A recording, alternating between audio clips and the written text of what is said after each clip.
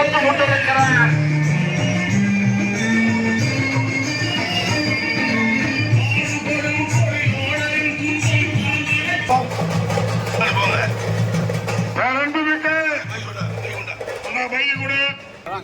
மங்களகரமா இருக்கார்.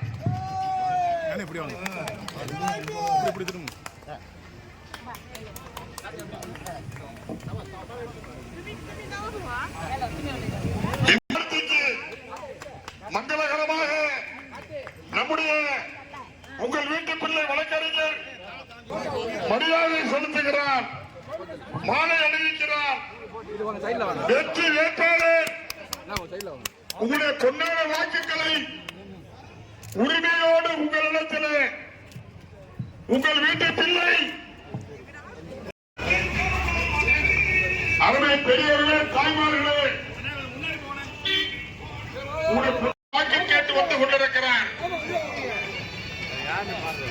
மக்களின் முதல்வர் மு க ஸ்டாலின் அவர்களுடைய நலத்திட்ட உதவிகள்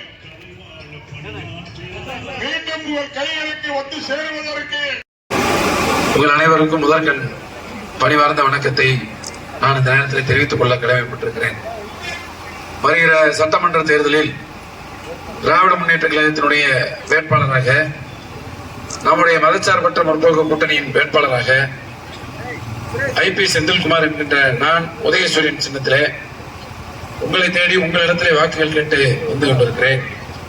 மாண்புமிகு முதலமைச்சர் அண்ணன் மு க ஸ்டாலின் அவர்களுடைய சார்பில் உங்களை சந்தித்து உதயசூரியனுக்கு வாக்குகள் கேட்க வருகின்றேன். இந்த தேர்தலை பொறுத்தளவில் திண்டுக்கல் தொகுதியிலே திராவிட முன்னேற்ற கழகம் நீண்ட நாட்களுக்கு பிறகு தேர்தல் களத்தில் மக்களை சந்தித்துக் கொண்டிருக்கிறது. உதயசூரியன் சின்னம் மக்களுக்காக திண்டுக்கல் தொகுதியிலே களத்தை தன்னை அடையாளப்படுத்தி இருக்கிறது.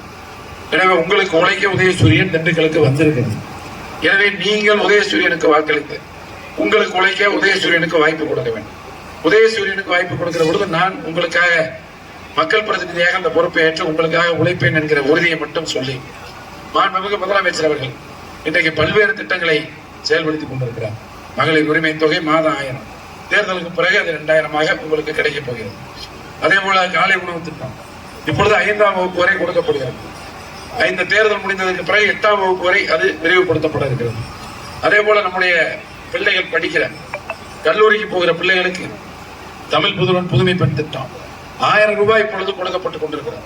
இனி அது 1500 இந்த தேர்தலுக்கு பிறகு நம்முடைய முதலமைச்சர் அதிகரித்துக் கொடுக்க இருக்கிறார். முதியோர் உதவித்தொகை 1200 இனி 2000 அதிகரித்து கொடுக்கப்படுகிறது. அதே போல இன்னைக்கு நீங்க பாத்தீங்கன்னா இது பெரும்பாலும் நம்முடைய கைத்தறி நெசவாளர்கள் அதிகம் வாழுகிற பகுதி. இந்த பகுதியை பொறுத்தளவில் இங்கே நம்முடைய மாண்புமிகு ஐயா முத்தமிழறிஞர் கலைஞர் அவர்கள் முதலமைச்சராக இருந்த காலத்தில் இன்னைக்கு நம்முடைய திராவிட முன்னேற்ற கழகம் எப்பொழுதெல்லாம் ஆட்சியில் இருந்தது அப்பொழுதெல்லாம் நம்முடைய அமைப்பு சாரா தொழிலாளர்கள் நல வாரியத்தின் மூலமாக நம்முடைய கைத்தறி நெசவாளர்களுக்கு பல்வேறு உதவிகளை நம்முடைய அரசாங்கம் செய்ததை நீங்கள் மறந்திருக்க மாட்டீர்கள்.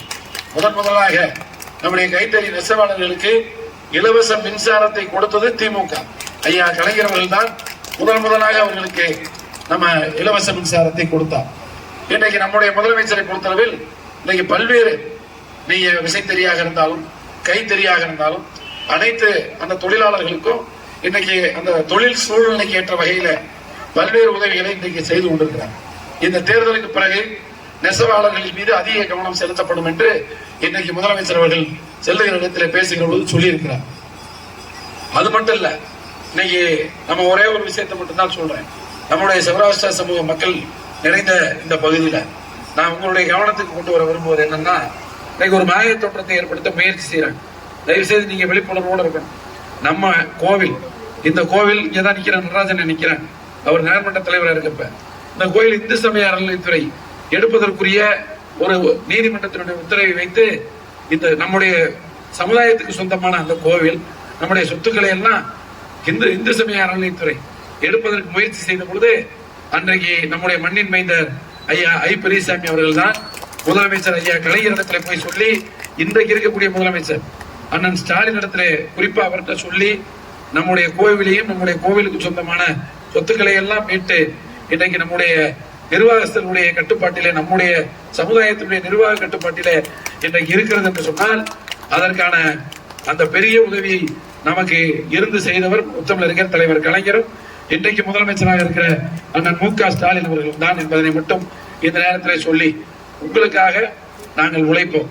இந்த பகுதியில் பல்வேறு அடிப்படை கோரிக்கைகளை இங்கே வைத்திருக்கிறீர்கள். குறிப்பா இப்ப நம்ம தங்கை லட்சுமி அவங்களுடைய வார்டுல இருந்து வெளியே வந்துட்டோம். அந்த பகுதியில அங்க இருக்க மக்கள் எங்களிடத்துல நிறைய கோரிக்கைகள் கொடுத்திருக்காங்க. தம்பி கார்த்தி அவங்க வார்டுக்கு இப்ப வந்திருக்கோம். ஏற்கனவே தம்பி கார்த்தி அவர்கள் என்னிடத்துல இந்த வார்டுல என்னென்ன பணிகள்லாம் வேணும்னு அவர் மட்டும் இல்ல, நம்ம வார்டு சங்கர் நிர்வாகிகள் எல்லாருமே என்கிட்ட சொல்லியிருக்காங்க. கண்டிப்பா நம்ம இந்த தேர்தலில் நான் உங்களுடைய சட்டமன்ற உறுப்பினரா உங்களுக்காக உழைக்க வருவதற்கு இன்னைக்கு உங்களை சந்திச்சு கொண்டிருக்கேன்.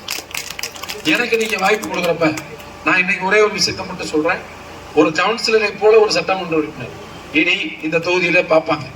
ஒரு கவுன்சிலர் எப்படி நம்ம லட்சுமி கார்த்தி இங்க இருக்கிற கவுன்சிலர் நம்ம இளமதியெல்லாம் இருக்காங்களோ ராஜப்பாலாம் இவங்களோட இன்னும் ஒரு படி கீழே ஒரு சட்டமன்ற உறுப்பினரை இனிமேல் இந்த பகுதி பார்க்கும் என்பதனை மட்டும் நான் சொல்லுவேன். ஆக மக்களோடு இருந்து மக்களுக்காக உழைக்கக்கூடிய ஒரு மக்கள் பிரதிநிதியாக நான் நிச்சயமாக இருப்பேன் என்கிற உறுதியை மட்டும் இந்த நேரத்தில் சொல்லி, திண்டுக்கல்லில் இருக்கக்கூடிய சட்டமன்ற உறுப்பினர் அலுவலகம் இனி காலையில 8 மணிலிருந்து ராத்திரி 8 மணி வரைக்கும் திறந்துடும். என்னையும் நீங்க பார்க்கலாம். நான் வெளியில வேலை விஷயமா போயிருந்தேன்னா என்னுடைய உதவியாளர்களை பார்த்து எந்த தெருவுல இருந்து நம்ம குறிப்பா பாத்தீங்கன்னா இப்ப ஒரு எடுத்துக்காட்டுக்கு வடக்கு சௌராஷ்டிரபுரத்துல இருந்து இந்த தெருவில் இந்த பிரச்சனைன்னு சொன்னா சம்பந்தப்பட்ட அதிகாரிடத்துல பேசி உங்களுக்கு உரிய பதிலை தீர்வை தருகிற ஒரு செயல்படுகிற சட்டமன்ற உறுப்பினர் அலுவலகமா இனி அந்த சட்டமன்ற உறுப்பினர் அலுவலகம் இருக்கும் என்பதனை மட்டும் சொல்லி நான் ஒரே ஒரு விஷயத்தை மட்டும் சொல்றேன். இப்ப அதிமுக பொதுச் செயலாளரா அவரே ஆகிக்கிட்டார் எடப்பாடி பழனிசாமி. அவரு இன்னைக்கு பாத்தீங்கன்னா நீங்க இப்போ நேரத்துல இருந்து ஒரு கதையை ஓட்டிட்டு இருக்காங்க. இப்ப நம்ம வேட்பாளர் அவர் பொருளாளராக இருக்காரு அந்த கட்சியில அண்ணன் சீனிவாசன், அவர் ஒரு இதை ஓட்டிட்டு இருக்காரு. என்ன கதையா, நான் 10,000 ரூபாய் கொடுக்க போறோம், நாங்க எல்லாம் இப்ப செக் கொடுக்க போறோம். எப்படி நாளையில இருந்து செக் கொடுத்துருவோம். எப்படி தேர்தலில் செக் கொடுக்க முடியும்? தேர்தல் நடத்தை விதிகள் சட்டப்படி குற்றம். அவர் தேர்தலில் நிக்கிறதே போயிடும். சமுதாய ஜாதியை சொல்லி ஓட்டு கேட்டிருக்காரு. அதுல நேற்று வழக்கு பதிஞ்சிட்டாங்கன்னு சொன்னாங்க. இது அதுவே பாத்தீங்கன்னா 1951 மக்கள் பிரதிநிதித்துவ சட்டப்படி அது மிகப்பெரிய குற்றம். அது நீ எதிர்க்கிற அந்த வழக்கெல்லாம் அவர் சந்திக்க வேண்டிய சூழ்நிலையில அவர் இருக்கார். அது இன்னைக்கு தேர்தல் ஆணையம் வழக்கு போட்டிருக்காங்க. ஆக செக்கு கொடுக்குறோம்னு பேசுறாரு, அதையும் செய்தியா போடுறாங்க. நீங்க பாத்தீங்கன்னா அப்படிலாம் கொடுக்க முடியாது. காரணம் என்னன்னா செக்கு கொடுக்குறீங்கல்ல, நான் கேட்கிற கேள்வி இப்ப செக்கு கொடுக்குறீங்கல்ல, இப்ப 2009 எடப்பாடி பழனிசாமி அமைச்சராங்க முடங்கி வீட்டு கதவை கூட திற வீட்டுக்குள்ள கிடந்தாங்கல்ல மக்கள், வேலைக்கு போகாம தொழில். இன்னைக்கு முதலமைச்சரா இருக்கிற அண்ணன் ஸ்டாலின் எதிர்கட்சி தலைவர். நான் அன்னைக்கு எம்எல்ஏவா இருந்தேன், இப்ப எம்எல்ஏவா இருக்கேன், அன்னைக்கு எம்எல்ஏவா இருந்தேன். தொடர்ந்து 2 முறை எம்எல்ஏவா பழனி மக்கள் என்னை தேர்ந்தெடுத்தாங்க. சட்டமன்றத்தில் நாங்க சொன்னோம், ஒரு குடும்பத்துக்கு கொரோனா நிவாரண தொகை 7,000 கொடுங்க, அட்லீஸ்ட் ஒரு 5,000 கொடுங்க அப்படின்னு நாங்க கேட்டோம். அவங்க கொடுக்கல. நான் கேட்கறது, முதலமைச்சர் இருந்தப்ப, ஆட்சி இருந்தப்ப, மக்கள் கஷ்டப்பட்டப்ப, மக்கள் வீட்டை விட்டு வெளியே வர முடியாம இருந்தப்ப, அன்னைக்கு வாய்ப்பு இருந்து நீங்க கையிறங்கி நீங்க ஒரு 10 பைசா மக்களுக்கு உதவி செய்யல. இன்னைக்கு தேர்தலில் செக் கொடுப்பேன், கொடுப்பேன், நோட்டை கொடுப்பேன்னு எல்லாம் கொடுப்பாங்க. அது எதுவுமே தேர்தலுக்கு அப்புறம் நீங்க அது பிரயோஜனம் இல்லாம போய் உங்களுக்கு இன்னைக்கு கொடுத்து வருஷத்துக்கு 12,000 மகளிருடைய கணக்குக்கு வருது. இனி அது 2,000 வரும், வருஷத்துக்கு 24,000 வரும். அதே போல கலைஞர் விடிய பயணம் இது பயணித்துட்டு இருக்கீங்க, அது அப்படியே தொடர போகுது. அது மட்டும் இல்ல, மகளிர் சுய உதவி குழுக்களுக்கு இனி 5 லட்சம் ரூபாய் வரைக்கும் நீங்க சுயநிட்டியே கொடுக்க வேண்டியதில்லை, உங்களுக்கு கடன் கொடுக்கப்படும். இன்னொரு விஷயம், நீங்க அந்த கடன் தள்ளுபடி இந்த கடன் கொடுப்போம்லாம் இப்ப முடிவெடுக்க முடியாது. ஏன்னா ரிசர்வ் பேங்க் ஆஃப் இந்தியா கடுமையான இன்னைக்கு சட்ட திட்டங்களை உருவாக்கி வச்சிருக்காங்க. ஐயா மோடி அவர்கள் தான் இன்னைக்கு இப்படி சட்டங்கள் எல்லாம் போட்டிருக்காங்க. போட்டதுனாலதான் இந்த மாதிரியான வாக்குறுதிகள் எல்லாம் சொல்ல முடியாத நிலைமையில இன்னைக்கு அரசியல் கட்சியில் இருக்காங்க. ஆக இப்படிப்பட்ட வாக்குறுதிகள் எல்லாம் இன்னைக்கு தேர்தலுக்காக தான் சொல்லுவாங்க. தேர்தலுக்கு அப்புறம் மக்களை பற்றி சிந்திக்க மாட்டாங்க. ஆனா நம்ம முதலமைச்சர் மக்களை பற்றி மட்டுமே சிந்திச்சு கொண்டிருக்கிறார். அதனாலதான் தேர்தலுக்கு 3 மாதம் மகளிர் உரிமத்தை நிறுத்தி விடுவாங்கன்னு அவரு வழக்கு போட்டாங்க. வழக்கு போட்டு 3,000 ரூபாயை கொடுக்கறத நிறுத்திடுவாங்கன்னு தெரிஞ்சுக்கிட்டனாலதான் முன்கூட்டியே 3 மாதம் 9 மணி தான் 9 வெயில் காலத்தை புரிந்து கொண்ட 5,000 ரூபாய் யாருக்கு தெரியாது. சட்டமன்ற மாவட்ட செயலாளர் முதல் நாள் நைட்டு கூட 11:30 மணிக்கு பேசுது. நைட்டு கூட தான் ஏன் தெரியாது.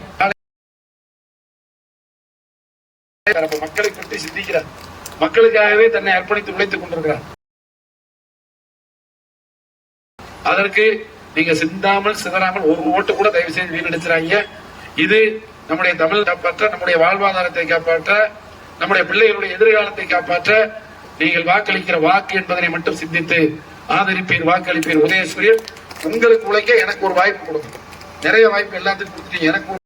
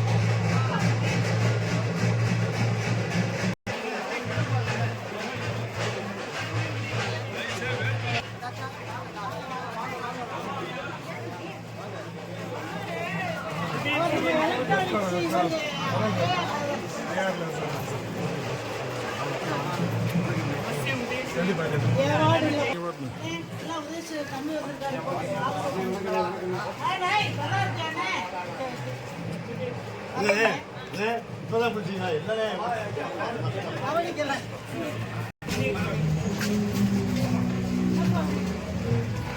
ஆசீர்வாதம் போதும்.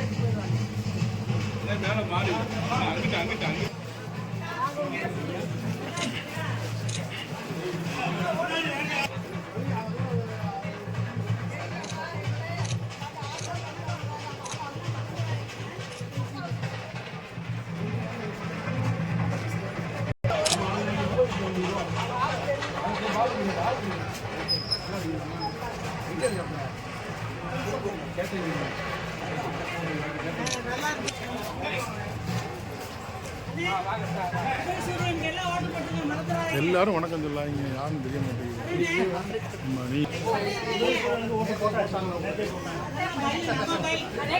நீ வாணிட்டு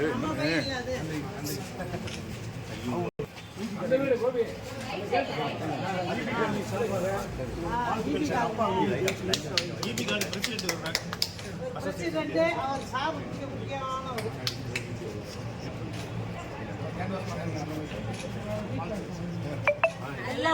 ஓட்டு போடுவோம். நீங்க எனக்கு வேலை பார்த்தவங்க.